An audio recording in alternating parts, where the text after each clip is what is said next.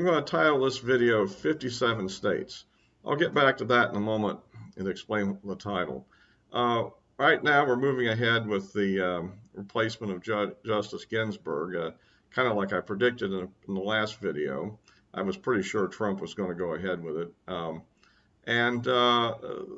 This, of course, put the Democrats in a complete frenzy, as usual, because anytime anything goes not their way, they seem to act like a bunch of complete reprobates. But that's where we are right now.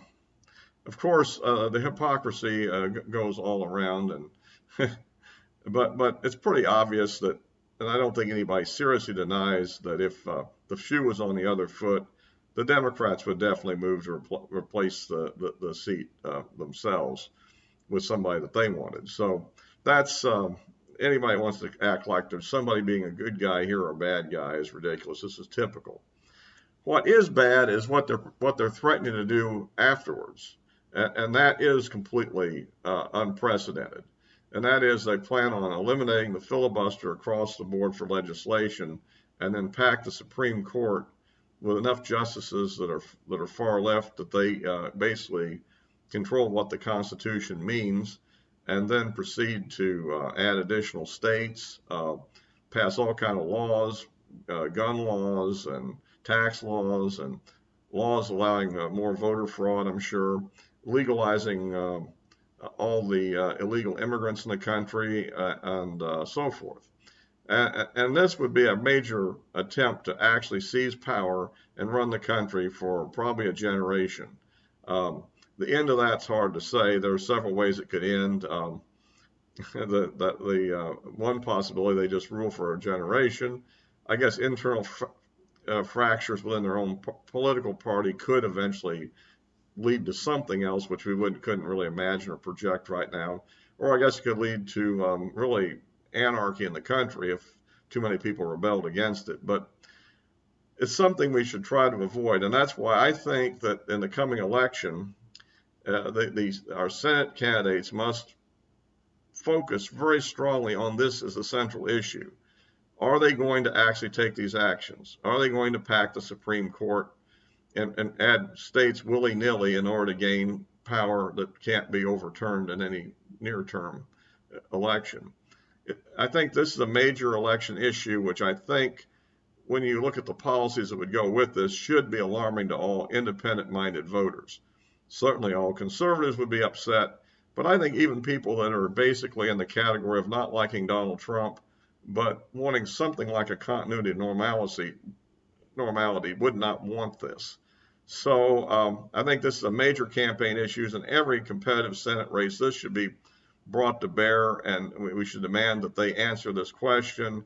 And if they don't answer the question in the negative, we should say that obviously they are in favor of this and are unwilling to tell the public.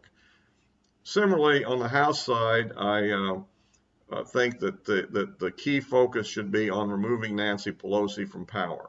I mean, after all, most people, most independent voters, probably don't have that strong of an opinion about their local U.S. representative anyhow.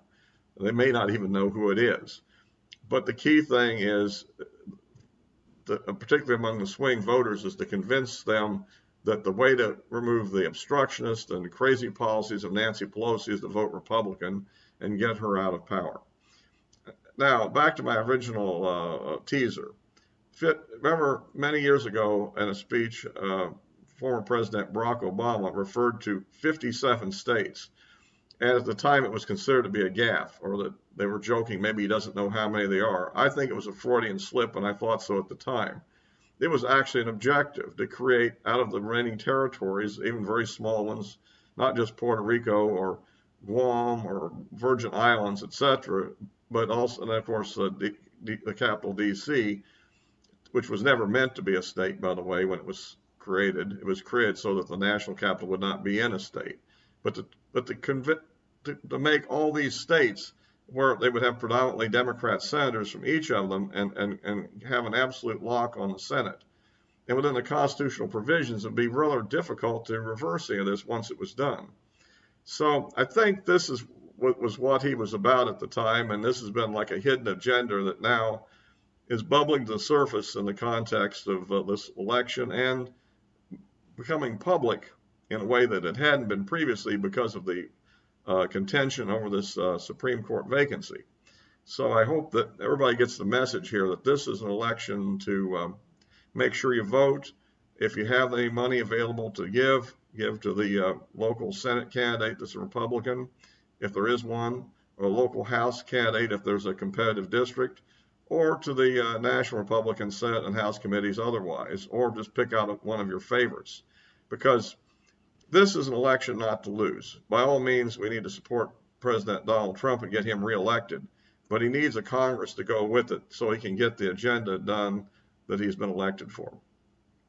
If you like these videos, subscribe, give it a like, make any comments you have, and forward copies to your friends.